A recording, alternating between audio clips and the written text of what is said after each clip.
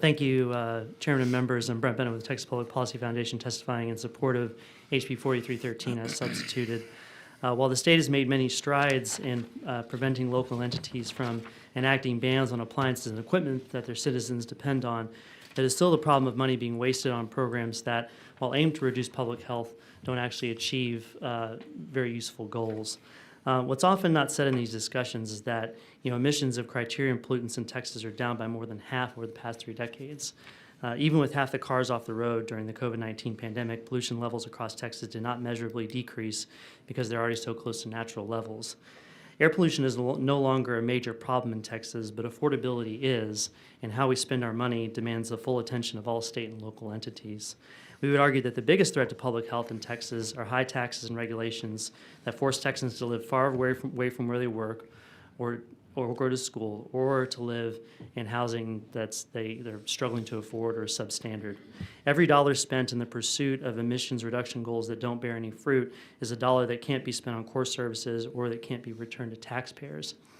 If we could offer one suggestion for the committee to consider either here or elsewhere, it would be to consider the impacts of local governments entering into wind and solar power purchase agreements to power their operations and pursue net zero goals.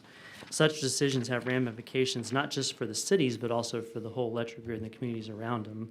Imagine if Austin had been able to close its portion of the Fayetteville power plant before Winter Storm Uri, as it's been trying to do for years. It would have lost millions of dollars and been more vulnerable to the storm's effects because of that decision. So again, these decisions do have ramifications beyond just the cities themselves. High property taxes in Texas cities affect the whole state, which is why the state is taking an active role in reining in local government spending. And why this committee has a lot of bills that are, in that direction. This is why TPPF consistently opposes unnecessary government spending and policies that impose hidden taxes and fees on citizens.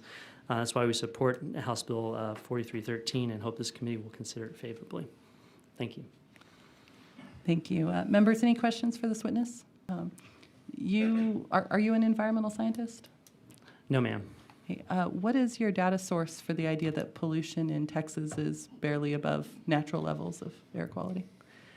Well, just in reading if you read off the air quality meters that are, you can go on the EPA's website and look up where air quality meters are located around Texas, around Austin, and you can see just how during COVID in particular, how even the drastic reduction in car traffic and so on didn't have a very measurable effect at all on air pollution levels. So I've written a paper about that and talked about that. So that's it's a very simple data point to kind of go off of, just looking at comparing that period of time, because there was such a dramatic reduction in activity and emissions during that time. Okay. Do you think the air quality monitors around Austin are representative of the whole state of Texas? Well, not just. I mean, we have air quality monitors around every city in Texas. There's at least a few dozen around the state, and none of them that I saw when I was doing that research had really any change that you would say, aha, this was directly attributed to the reduction in activity during COVID. There was most of the change was due to natural variation, like the Saharan dust storm that summer created a huge spike in particulate matter. You could see that very clearly on the monitors, and the effect from COVID-19 wasn't even measurable within that context. Yeah. So you're talking about traffic on the road, which is just one source of potential air pollution, just one source of something cities might expand funds on. Are you aware that just last year the Fifth Circuit held that the EPA was correct in designating 2 counties in East Texas, Rusk and Panola, as having substandard and unsafe air quality for their communities? I'm not aware of that particular designation, but I will say that almost all Texas cities are very close to attaining air quality standards. They're only off by, within 10% of their standards. And if it hadn't been for the EPA continuing to ratchet down the standards, we would have met the standards a long time ago. So at least for the major cities, as far as I know, that's true.